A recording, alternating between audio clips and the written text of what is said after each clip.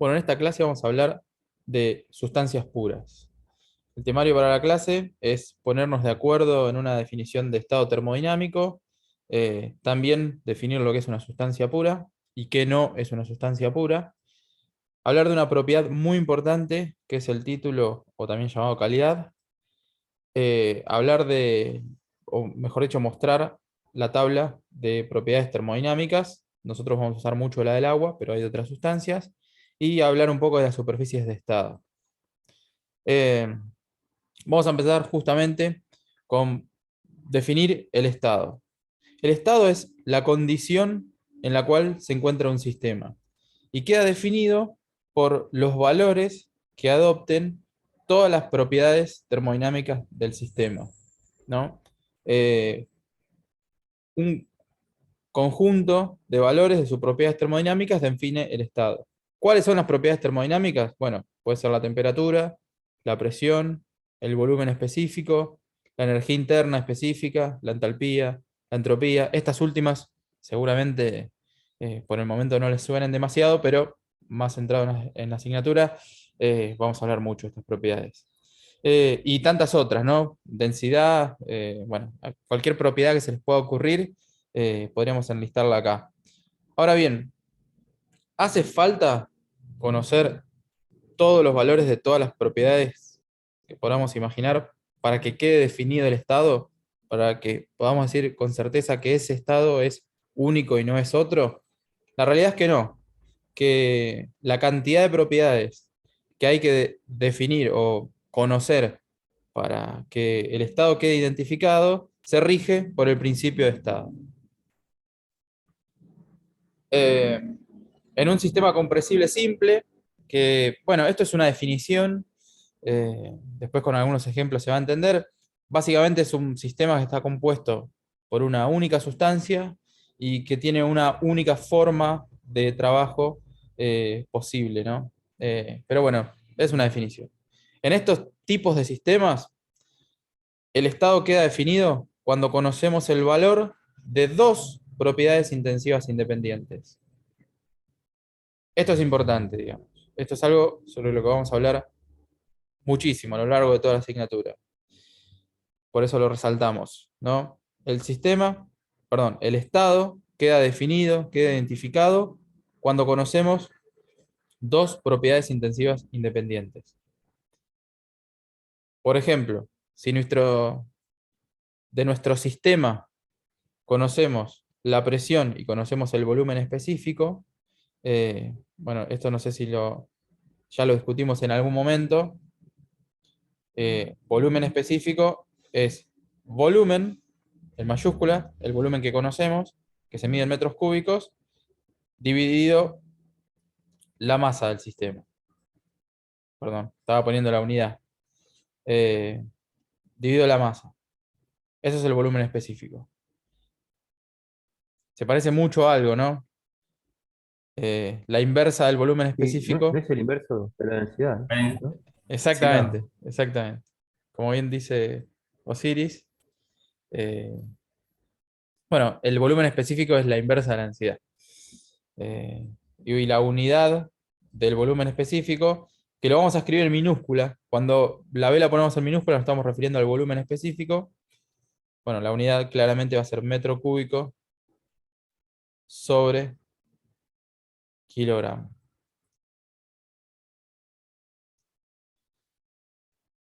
Y es una propiedad intensiva, ¿no? Como lo pide el principio de estado. ¿Recuerdan la distinción entre propiedad extensiva y propiedad intensiva?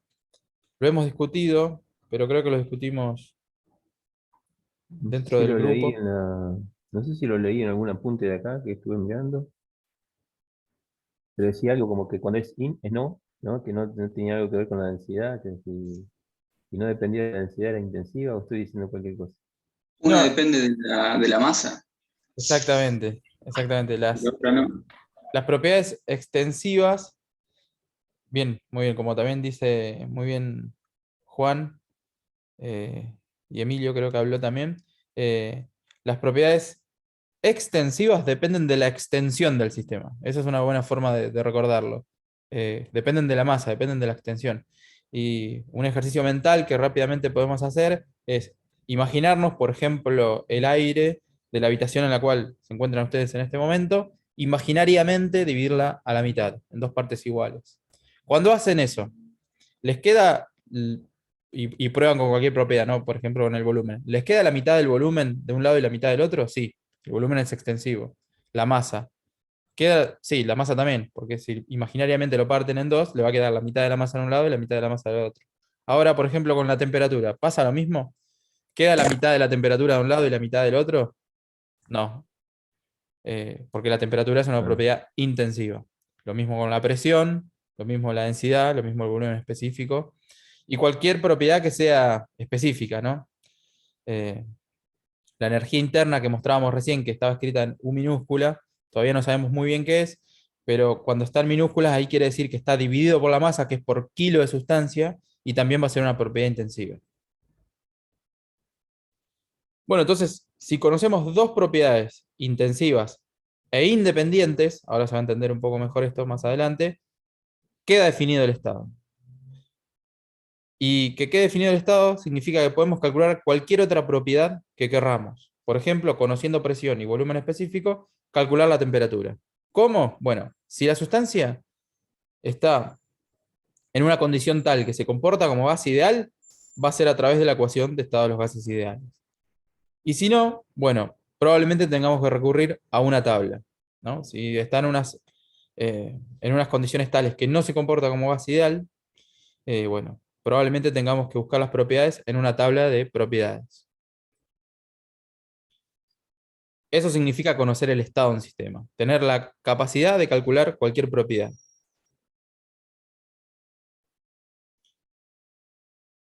¿Vamos bien? ¿Se entiende esto del- que necesitamos dos propiedades intensivas independientes? Eh, ¿O qué sí, significa definir digamos el que vos estado? Sí, con Osiris. esas dos propiedades podés calcular cualquier Claro, esto es un otra ejemplo, propiedad a pero partir de esas dos. Mm. exactamente. Esto es un ejemplo, tomamos estas dos, pero podrían ser otras dos propiedades intensivas independientes. No sé, temperatura y entropía específica.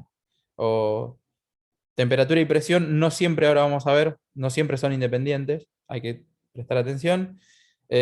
O temperatura y volumen específico. No sé, cualquier par de propiedades intensivas independientes definen el estado. Esto es algo que vamos a usar muchísimo, porque para todos los estados de equilibrio que vamos a estudiar de los sistemas, bueno, vamos a necesariamente tener que definir el estado y conocer el valor de al menos dos propiedades intensivas, independientes. Vamos ahora con la definición de sustancia pura. Bueno, una sustancia pura, por definición, es aquella cuya composición química es uniforme e invariable.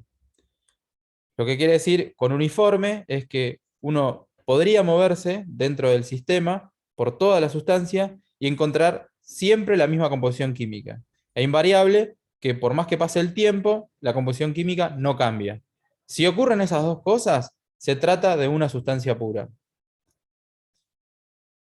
Algo que suele resultar confuso es que la mezcla eh, de diferentes elementos o compuestos también puede ser una sustancia pura. O sea, no necesariamente tiene que ser un único elemento o una única sustancia. Puede ser una mezcla. Siempre y cuando se cumpla esto. Que cualquier porcioncita que tomemos del sistema tenga siempre la misma composición química. O sea, igual que cualquier otro pedazo del sistema que encontremos en otro lado. Eso es lo que requiere para que sea una sustancia pura. Por ejemplo, bueno, esto por ahí se entiende mejor con ejemplos. ¿Qué cosas sí son sustancias puras? Bueno, el agua es una sustancia pura, es fácil de verlo, ¿no? Si tenemos nuestro sistema es el agua dentro de una pileta, nos podemos mover por todo el sistema y siempre vamos a encontrar la misma composición química, agua. Lo mismo con el aire. Cosas que no son sustancias puras. Agua y aceite. Si dentro de nuestro sistema tenemos agua y aceite, así como dentro de este vaso, no es una sustancia pura eso, ¿no? Porque obviamente, si estamos en el aceite va a haber aceite, y si estamos en el agua va a haber agua, ¿no? Hay composición química que no es uniforme.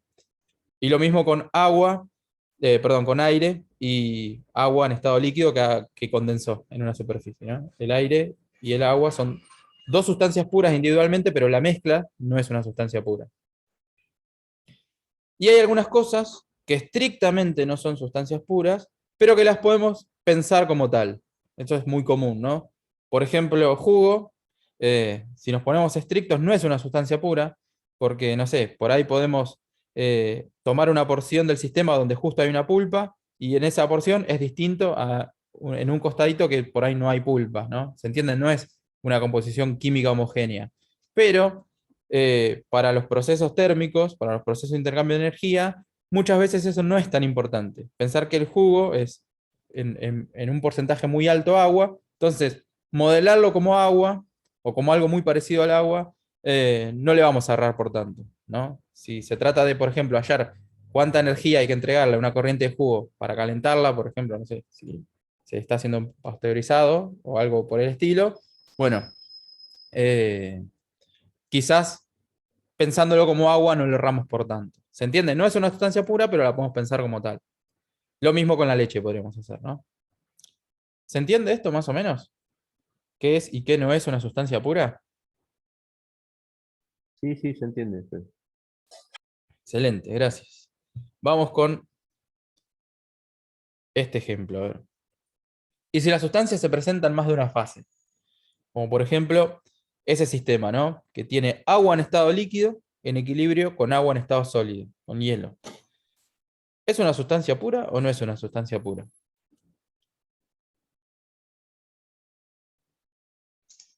Creería que no, porque no sería homogéneo. Claro, pero muy buena observación, Emilio. Tendríamos que definir homogéneo. Desde el punto de vista químico sí es homogéneo. En el sentido de que la composición química de, del hielo, es decir, si nos vamos a por qué está compuesto el hielo, por qué está compuesta la fase líquida, es la misma, ¿no? En otro arreglo, digamos, pero es la misma molécula, digamos, es la misma sustancia. Claro, sí, Eh, sí. Pasa que justo este ejemplo lo ponemos a propósito, digamos, porque esto es importante recordarlo, digamos, que una mezcla de dos o más fases de una sustancia sigue siendo una sustancia pura siempre que en todas las fases encontremos la misma composición química. Entonces, si estamos con agua pura, eh, no importa que estén presentes dos o las tres fases, si la composición química es la misma, en todas las fases se lo considera una sustancia pura. Así que sí, el agua, independientemente de las fases, es una sustancia pura. Eh, ¿Y qué quería decir que sea invariable, Fede? Invariables respecto al tiempo. Cuando decimos homogéneo, quiere decir que no cambia respecto a la posición, es decir, nos podemos mover dentro del sistema y que siempre encontrar lo mismo. Invariable, que nos podemos mover en el tiempo y que tampoco cambie, digamos. No es que venimos mañana a ver qué pasó con este vaso y encontramos una sustancia distinta. Que podría pasar, ¿no? Sustancias que se degradan y forman otras cosas o que reaccionan. Bueno, ahí ya no es una sustancia pura, digamos, si cambia en el tiempo. Ahí está bien, gracias. Genial, gracias por la consulta.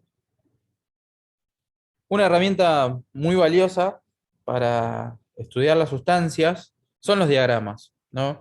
Que diagramar una sustancia no es ni más ni menos que representar dos de las propiedades intensivas, ¿no? En este caso, podríamos tener un diagrama de temperatura en función de volumen específico para el agua, ¿no? Cada diagrama se construye para una sustancia determinada, ¿no? Acá podríamos estar construyendo un diagrama para el agua, donde representamos a la temperatura en función del volumen específico. Cada punto del diagrama va a tener asociado una coordenada de temperatura y volumen específico, que son dos propiedades intensivas independientes, lo que quiere decir que cada punto es un estado del agua, distinto a cualquier otro punto, un estado único. Y dependiendo del estado, la condición. Para algunos estados, el agua la vamos a encontrar como vapor, en algunos otros estados, en otras condiciones de temperatura y volumen específico, la vamos a encontrar como líquido, y en algunos estados, el agua la podemos encontrar como una mezcla bifásica. Por ejemplo, de líquido saturado y vapor saturado. de líquido más vapor, ¿no? Eh, Eso es así, digamos, porque el agua se comporta de esa manera.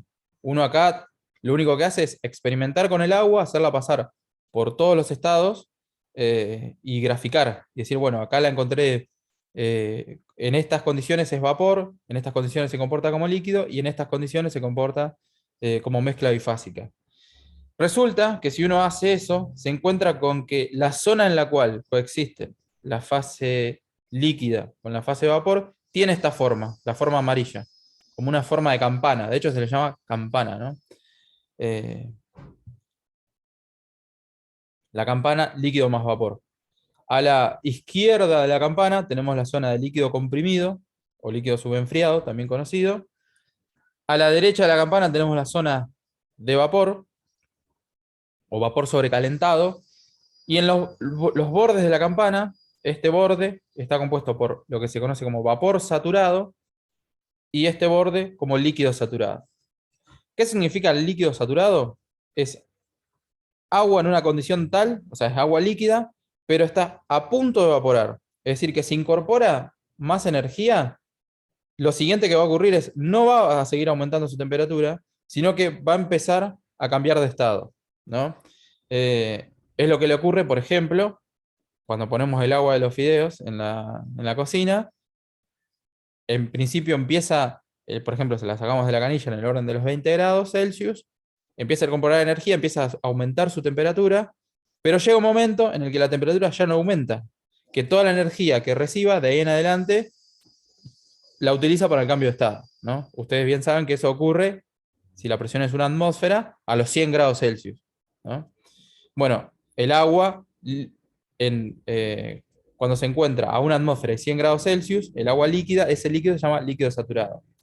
Y el vapor que se forma, el vapor que se desprende de la fase líquida, se llama vapor saturado, porque es vapor que si por alguna razón cede algo de su energía, inmediatamente condensa, porque tiene la energía justa para hacer vapor, un poquito menos y vuelve a ser líquido. Ahora, a ese vapor lo podemos seguir calentando, le podemos seguir entregando energía. Por ejemplo, si el sistema es un sistema de este estilo, donde el agua está encerrada dentro de un cilindro pistón, que puede recibir energía a presión constante, si seguimos entregando energía al agua, cada vez más, bueno, si, acá está en una zona bifásica, ¿no?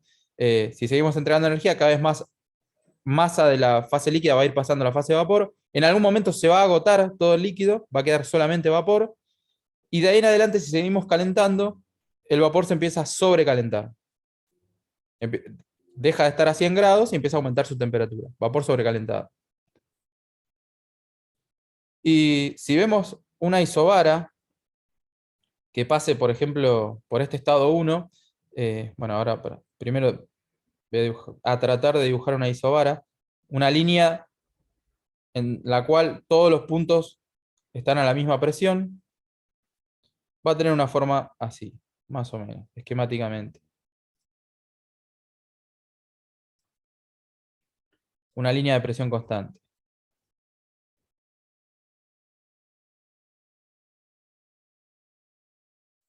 Cualquier punto de esta línea está a presión constante, ¿no? Podría ser, estar representando, si montamos un proceso acá que sea isobárico, el calentamiento de agua que está encerrada en un cilindro pistón, siempre a presión constante.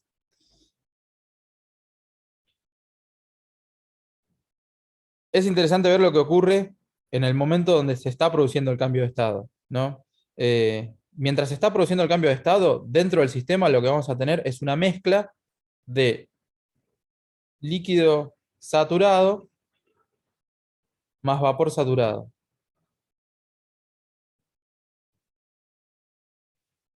Líquido saturado, que va a ser líquido a 100 grados y una atmósfera, y vapor saturado, que va a ser vapor a 100 grados y una atmósfera. Y acá hay algo que por ahí nos remonta a algo que dijimos hace un rato, que es que para definir el estado de un sistema hacía falta conocer dos propiedades intensivas independientes. Entonces, si yo les digo que las dos propiedades que conocemos son presión y temperatura, ¿no? La presión es una atmósfera, o 101 kilopascales, y la temperatura son 100 grados Celsius. ¿Queda definido el estado con esos dos datos, con esas dos propiedades? ¿Ustedes saben exactamente cómo está compuesto el sistema, digamos? ¿Qué dicen? Y no, porque si cae dentro de la campana, no sé qué volumen tiene. Va, no sé la composición. Exactamente, exactamente. Muy bien, Antonella. Excelente. Eh, Dentro de la campana, presión y temperatura son propiedades dependientes. Entonces no me sirven. O sea, no definen el estado, presión y temperatura. Eh, Habrá que buscar otra propiedad que sea independiente, ¿no? Porque cualquier punto que esté entre este y este va a ser una mezcla de líquido saturado y vapor saturado, pero no sé cuánto de cada uno, ¿no? Si tuviera exactamente la mitad de la masa como líquido saturado y la mitad de la masa como vapor, bueno, sabría que estoy justo en la mitad, pero yo esa información no la tengo. Sí.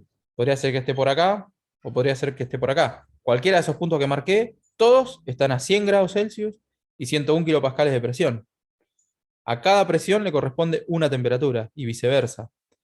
O dicho de otra forma, dentro de la campana, las isotermas y las isobaras coinciden. Si yo dibujo una isoterma, son independientes en la zona de líquido, son independientes en la zona de vapor, pero adentro de la campana van juntas.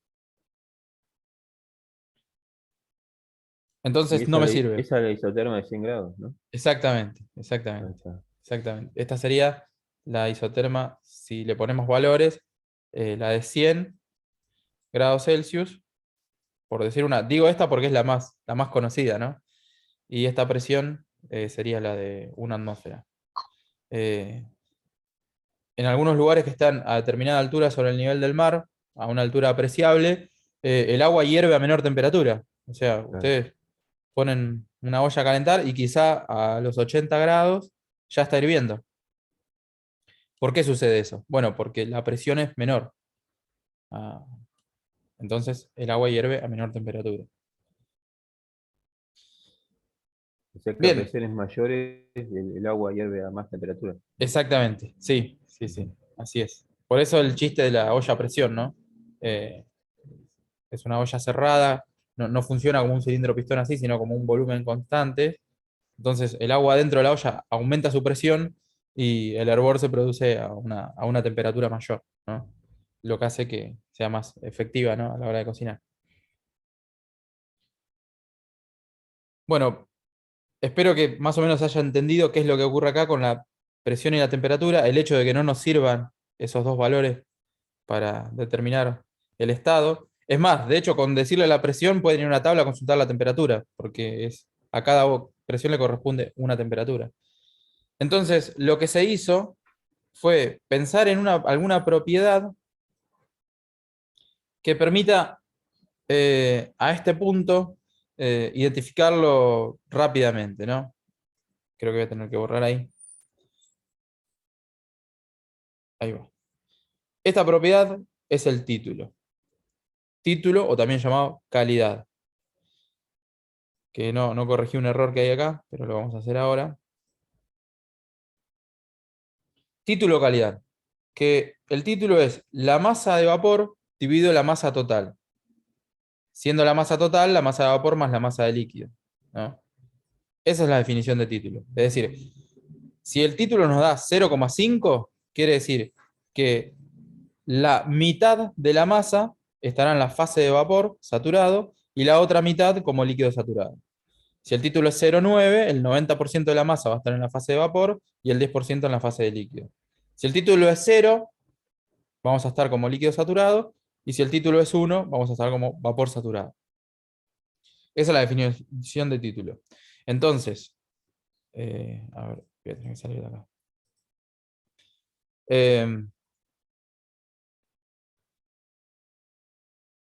Conociendo la temperatura y el título, ahí sí tengo toda la información completa. El título es una propiedad intensiva también, y es independiente de la temperatura. Entonces, conociendo, por ejemplo, si el estado lo informan así, por ejemplo, la temperatura son 100 grados Celsius y el título 0,6, listo. Ahí ya sé el estado. Puedo ir y marcar un punto y saber qué es ese estado, ¿no? Tendría que ir a la temperatura, 100 grados, y pararme en un 60% de la distancia entre este punto y este punto. Porque eso es una cosa que ocurre también. Es decir, si agarramos esta línea, ¿no?, que une el líquido saturado con el vapor saturado a la misma temperatura y la dividimos, por ejemplo, en 10 partes iguales, vamos a tener título 0, 0,1, 0,2, 0,3, 0,4 y así. Entonces, ahí sí, con esta información puedo identificar un punto y queda definido el estado. Lo mismo si informaran, esto es totalmente equivalente. El estado es 101 kilopascal y 0,6. Bueno, puedo ir y marcar un punto. Está definido el estado. Fíjense qué curioso esto, ¿no? Sí, adelante, Claudio. Es decir, ahí tengo un 60% de vapor saturado. Sí, en masa, exactamente. Ok. Sí, Bueno, sí. gracias. No, a vos. El 60% de la masa es vapor saturado. Exactamente. Una cosa que ocurre acá es que el segmento de recta que está entre el estado y el punto de vapor saturado, de alguna manera representa la cantidad de líquido que hay. Y el segmento de recta que hay entre el estado de líquido saturado y el punto representa la cantidad de vapor que hay. Porque fíjense que mientras más cerca el punto esté de vapor saturado, más grande se hace esta línea. Entonces, esto como nos dice, nos da una pauta de cuánto vapor hay. Es más, y si pensamos en la proporción entre esta distancia y la distancia total, eso es exactamente el título. Piensen lo siguiente, si esto está a la mitad, si el punto estuviera justo a la mitad, es decir, si el título fuera 0,5, los dos segmentos serían iguales y serían exactamente la mitad de la distancia, ¿no? Entonces el título ahí sería 0,5. Si el título fuera muy alto, empieza a crecer y se pone por acá, por ejemplo, ahí la distancia entre el punto y el líquido se hace más grande, es decir, crece la cantidad de vapor. Entonces es como al revés, ¿no? Fíjense, y en el caso extremo donde llega acá y el título valga 1, bueno, este segmento de recta se hace igual de largo que el largo total. Es una cosa como para pensarlo geométricamente, si se quisiera. Por eso se llama regla de la palanca muchas veces, porque aparece al revés, ¿no? El segmento de recta que representa la cantidad de líquido es el que está más pegado al vapor, y el del vapor el que está pegado al líquido. El título no es ni más ni menos que una fracción gravimétrica, si se quiere, ¿no? Porque es la fracción gravimétrica del vapor. ¿Qué sigue aquí?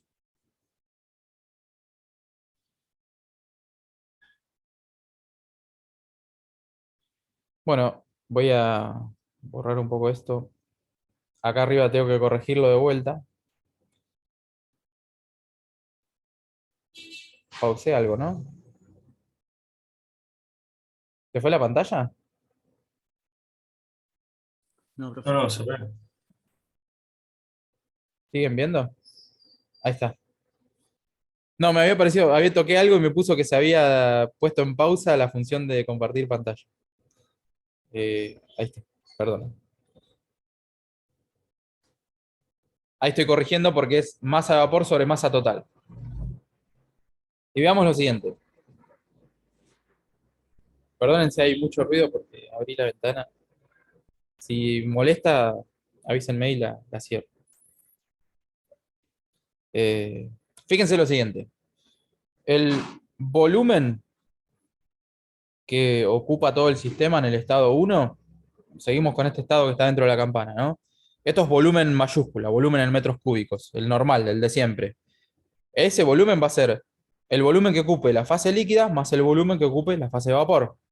Es algo obvio. Volumen lo podemos escribir, el volumen, el de siempre en metros cúbicos, el que escribimos en mayúscula, como masa por volumen específico. Porque recuerden que volumen específico era volumen sobre masa. como la masa dividiendo, si pasamos la masa multiplicando al otro miembro, nos queda que masa por volumen específico es volumen grande. Teniendo en cuenta eso, reemplazamos acá donde decía volumen por masa total, por volumen específico total, y lo mismo con este volumen. El volumen que ocupa la fase de líquido va a ser la masa solo del líquido, por el volumen específico del líquido, más este volumen que es el volumen que ocupa la fase de vapor, lo escribimos como masa de vapor por el volumen específico del vapor. Este volumen específico que está acá es representativo de todo el sistema, es todo el volumen dividido toda la masa. Si tenemos esta ecuación y la dividimos miembro a miembro por masa total, bueno, en el primer miembro nos va a quedar solamente el volumen específico total del sistema. Pasamos al segundo miembro, en el primer término, masa, vamos a ir al segundo término mejor primero, porque este ya es conocido, es masa de vapor sobre masa total. Esto es el título. Y este es la masa de líquido sobre masa total.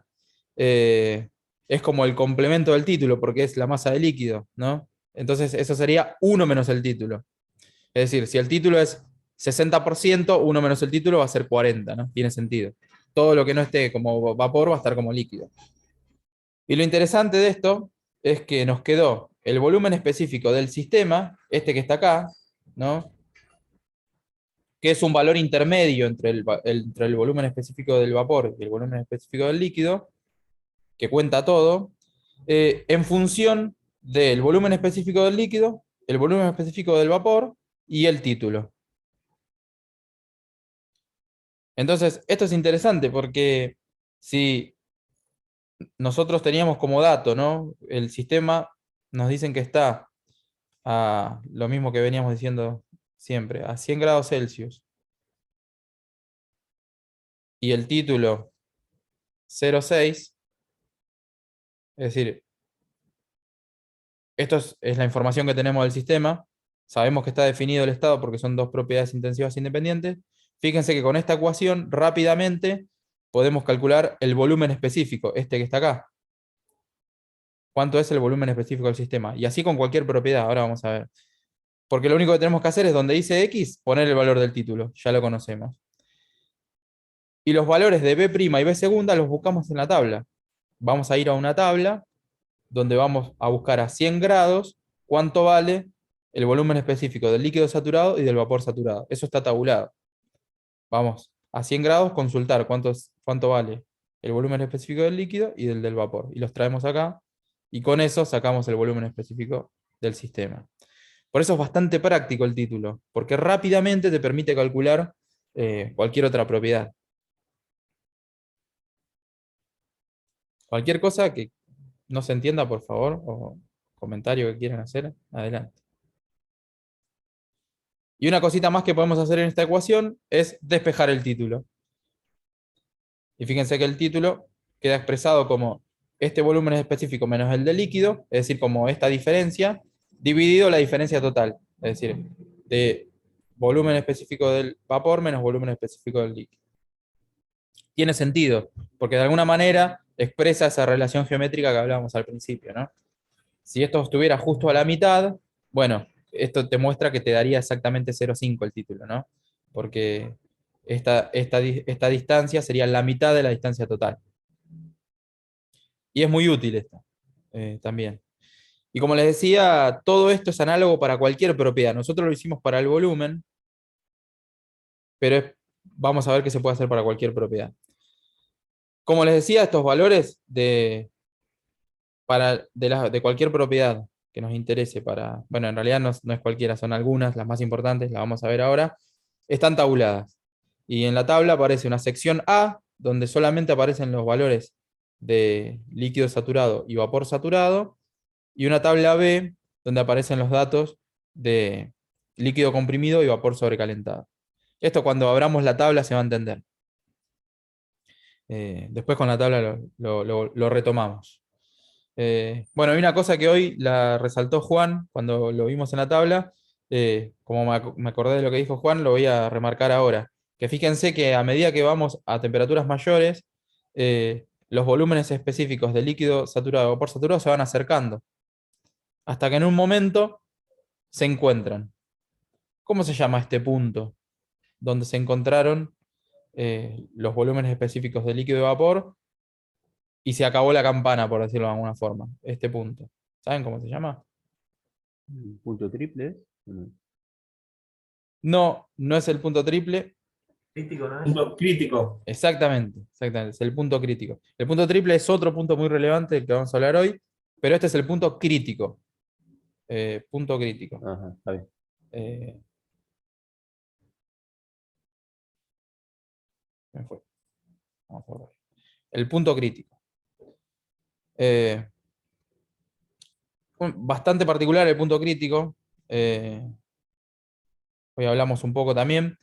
Eh, si nosotros hoy habíamos dibujado una isobara, ¿no? Que la isobara, por ejemplo, que pasaba por nuestro estado 1, sabemos que si partimos de líquido y vamos incorporando energía, tenemos un cambio de estado, es decir, que mientras está incorporando energía en una parte, el sistema está partido en dos fases, y a medida que va incorporando energía, la fase de líquido va perdiendo masa, le va ganando la fase de vapor, hasta que se agota el líquido, solo queda vapor, y ahí en adelante se sigue sobrecalentando. Si tomamos una isoterma de más arriba, va a pasar lo mismo, vamos a tener dos fases en algún momento, pero llega un punto donde eso ya no ocurre.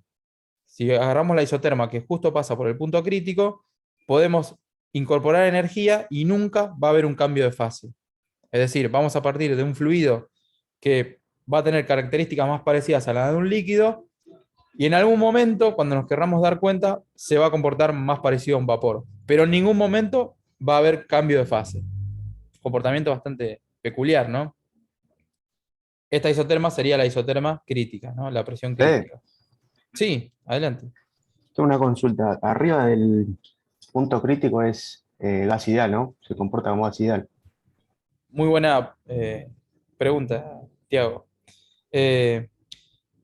Si la sustancia se comporta o no como gas ideal, depende de qué tan alejado esté el estado del punto crítico. Eso es cierto. Pero no inmediatamente por encima. O sea, la sustancia se comporta como gas ideal cuando la presión está muy por debajo de la presión crítica o la temperatura está muy por encima de la temperatura crítica. Esto es tema de la semana que viene, ¿no? Que seguramente Juan y Agustín se lo van a contar con mucho detalle. Pero en el vecindario del punto crítico, la sustancia no se comporta como gas ideal. Puede ser un vapor, como sería el caso de estar por acá, pero si le aplicamos el modelo de gas ideal, va a tener anomalías, digamos, no va a servir, no va a funcionar. P por B igual a MRT, no va a andar esa ecuación. Claro. Hay que alejarse un poco más del punto crítico. Pero muy, Sí. muy buena tu observación. Gracias, Fe. No, a vos. Bueno, pero esta isoterma que buscamos acá, que es la isoterma crítica, define una cosa que es interesante, que si estamos por arriba de esa isoterma, se trata de un fluido supercrítico, ¿no? Donde ocurre eso, que si lo calentamos o enfriamos a presión constante, nunca hay cambio de fase, ¿no? Es como que partimos de un líquido que va perdiendo densidad a medida que lo calentamos, y en un momento se está comportando más como un vapor que como un líquido, pero sin cambio de fase. Fluido supercrítico. Pero bueno, les digo, este es un punto muy relevante, ¿no? Que hay que prestar atención por lo que hablábamos recién, ¿no? Porque estar alejados del punto crítico significa, si se trata de un vapor y estamos alejados del punto crítico, que se va a comportar como gas ideal.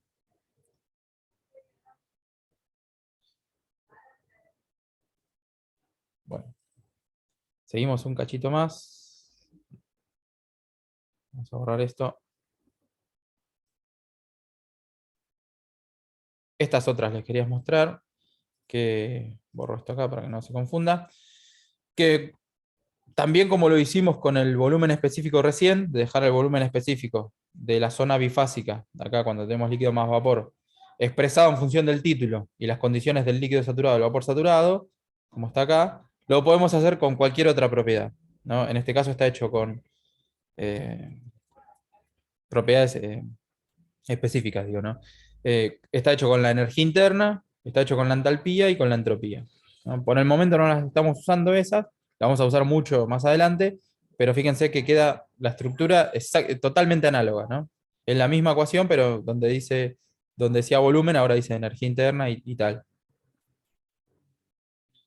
Esto lo vamos a usar mucho. Y no suele resultar complicado, digamos. Después, con un par de ejemplos, esto va a quedar más claro seguramente. Vamos con lo siguiente. Nosotros decíamos que con dos propiedades intensivas independientes definíamos el estado y podíamos hacer los gráficos. Pero también, si metemos una variable más, una propiedad más, podemos construir una superficie, ¿no? Por ejemplo, esta superficie medio azulada, cualquier punto de esta superficie representa una terna de valores de presión, volumen y temperatura, y un estado particular, para una sustancia en particular. Esta que está acá es una superficie de presión, volumen, temperatura, superficie PVT, para una sustancia que se expande al congelarse. Como por ejemplo, ¿cuál? ¿Qué sustancia cuando se congela se expande? El agua. Bismuto. Bueno, Sí, muy bien. dije el bismuto porque vi el videito. Ah, sí, qué grande. Sí. Sí, porque la realidad es que no son Te muchas. puse el video, Fede, del bismuto que se expande Ah, en mirá, la ahí estaba. plataforma. Muy bien. Muy Bueno, bien ahí. pero bien. La realidad es que no son, o sea, la amplia mayoría de las sustancias puras no tienen este comportamiento. El agua, tenemos la suerte de que sí. Y bueno, eso explica un poco este escaloncito que se forma acá, ¿no? Porque ese escaloncito es la zona bifásica sólido y líquido. Entonces, fíjense que si ustedes vienen enfriando agua a presión constante, es decir, a una misma altura, porque fíjense que esto lo que define la altura es la presión, el eje de la presión, es decir, a una misma altura vienen enfriando. Cuando empieza a formarse el hielo, el volumen específico empieza a aumentar, ¿no? Porque la densidad del sistema empieza a disminuir, porque el hielo es menos denso que la fase líquida. Entonces se viene para este lado, para el lado donde el volumen específico es más grande, o lo que es lo mismo, la densidad menor. Eso explica este escaloncito raro que se forma en la superficie PVT del agua. Bueno, y acá también pueden observar que aparece la famosa campana, ¿no? Y bueno, otras zonas que hoy no habíamos considerado, que son zonas donde en esos estados, para el agua, por ejemplo, coexisten la fase sólida con la fase de vapor, la fase líquida con la fase sólida, que está acá atrás a la vuelta, no la vemos, está tapada, y la fase líquida más vapor, que ya la estudiamos. Ahora vamos a mostrar otros gráficos más, por ahí se entiende mejor. Acá hay otra superficie PVT, pero esto es para una sustancia que se contrae al congelarse, ¿no? Como la amplia mayoría de las sustancias que no son ni el agua, ni el bismuto, ni un par más que hay, ¿no? No son muchas más. No sé, dióxido de carbono, o otra sustancia, ¿no? Tienen este comportamiento. Cuando se solidifica, disminuye el volumen específico. El sólido es más denso. Es decir, la fase sólida en este caso no flotaría, se iría al fondo. Bueno, y otra cosa que mostramos es, acá recuerden que cada una de estas superficies es para una sustancia en particular, y dijimos que si nos alejamos del punto crítico, por esta zona bien lejos del punto crítico, se empieza a comportar como gas ideal. Y si cortamos un pedazo de la superficie donde siempre se comporte como gas ideal, más allá estaría, no se ve acá, bueno, es todo muy regular, ¿no? Muy prolijo. Esto sería una superficie PVT para una sustancia que se comporta en esos estados, en los estados considerados como gas ideal. Y fíjense que de la superficie PVT podemos sacar distintas proyecciones, ¿no? Si miramos desde acá, podemos observar una proyección PV, que es un gráfico que vamos a utilizar mucho, el gráfico de presión en función de volumen. Si la miramos desde arriba, estaríamos viendo un gráfico de temperatura en función de volumen, y si la viéramos desde acá, podríamos ver la proyección presión en función de temperatura. Es decir, la superficie contiene de alguna forma esas gráficas. Cada sustancia, como les decía, tiene su comportamiento y por ende el lugar donde se encuentra su punto crítico. En esta tablita de acá pueden ver los distintos valores que adquiere la temperatura crítica y la presión crítica para distintas sustancias. Por ejemplo, si observamos el agua, que es una de las sustancias con las que más vamos a trabajar, tiene un punto crítico en el orden de los 22 megapascales, o 220 bar, o 22.000 kilopascales, como lo quieran expresar, y una temperatura de 374 Celsius o 647 Kelvin, ¿no? Esas son las condiciones del punto crítico para el agua. Es decir, el punto más alto de la campana para el agua se encuentra en estas condiciones. Y eso es bueno tenerlo presente porque, no sé, si estamos trabajando con vapor de agua a 500 grados, eh, eh, o con agua a 500 grados, ya sabemos que estamos por encima de la campana, ¿no?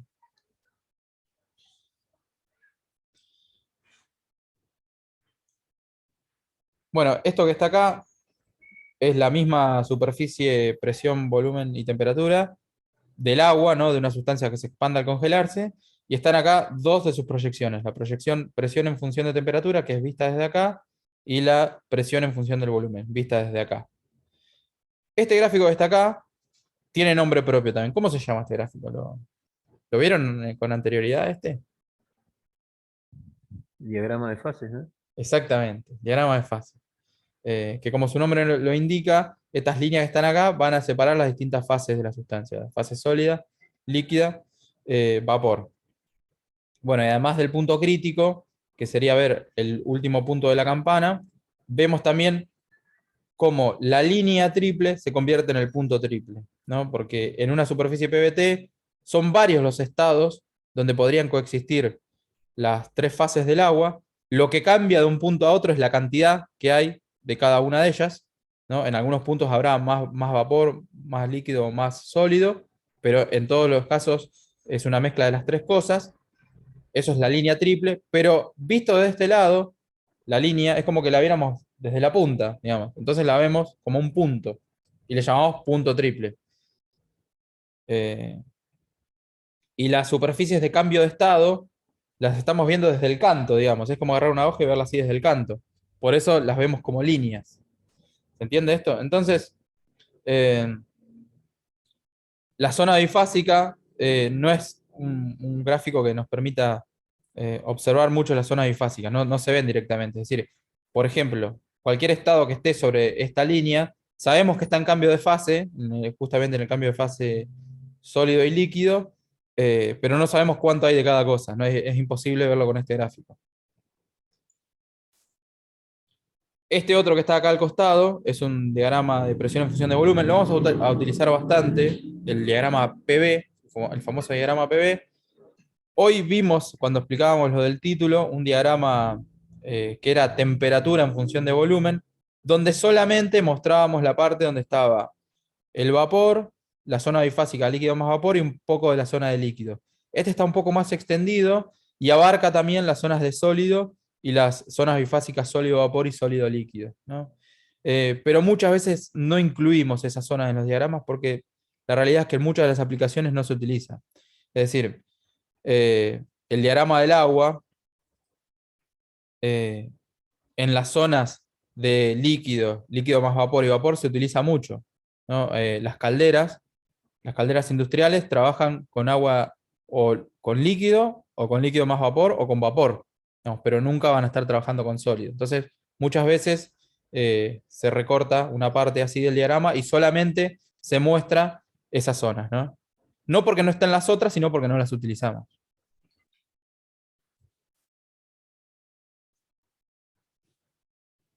Y bueno, lo mismo, muy parecido, pero con una sustancia que se contrae al congelarse, ¿no? Los mismos diagramas, pero fíjense lo distinto que aparece esta zona, porque justamente acá no tenemos el problema de que el escaloncito nos esconde la zona bifásica sólido más líquido. Pero bueno, esto es simplemente para que las vean. Bueno, y hacemos lo mismo que comentamos hoy a la mañana, que fíjense cómo es esta línea para una sustancia que se contrae al congelarse. Fíjense la inclinación que tiene esta línea, ¿no? Que es la zona bifásica sólido más líquido, y cómo es para una sustancia que se expande al congelarse. No sé si notan que hay una diferencia, ¿no?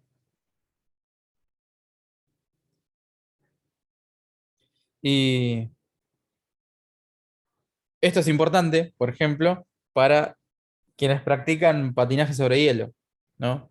Porque las pistas de patinaje sobre hielo que están hechas de agua, el agua está en estado sólido en la pista, es hielo. ¿Y por qué razón es tan resbaladizo el hielo, no? ¿Qué es lo que ocurre?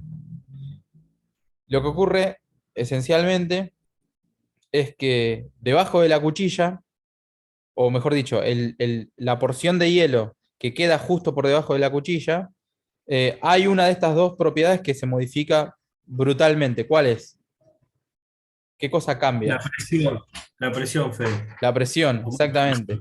La presión aumenta brutalmente, porque piensen que la cuchilla tiene una superficie muy, muy chica, sobre la cual recae todo el peso del patinador o la patinadora. Entonces la presión aumenta brutalmente. Entonces, si estábamos en esta condición, hielo, ¿no? Agua en estado sólido, y la presión aumenta muchísimo, inmediatamente ocurre que sube, perdón, sí, sube la presión, la temperatura prácticamente no cambia, pero sube la presión, bueno, nos vamos a la fase líquida. Lo que quiere decir que justo debajo de la cuchilla el agua se transforma en líquido. Y es ese líquido lo que hace que la fricción sea muy, muy baja. Por eso no recomendamos construir, perdón, no recomendamos construir pistas de patinaje con una sustancia que se contraiga al congelarse, ¿no? Con dióxido de carbono, por ejemplo. Porque por más que le aumenten la presión, va a seguir muy contento siendo sólido y nunca va a pasar a líquido y nunca va a patinar. Bueno, y si se llegan a caer, van a dejar parte de su piel adherida a la pista, seguramente. Una manera sutil de decirlo. Sí, no sé si han estado en contacto alguna vez con hielo seco. Es bastante pegadizo, por decirlo de alguna forma. Bueno, eso sería todo lo que teníamos para hablar en la clase de hoy. Voy a detener la grabación.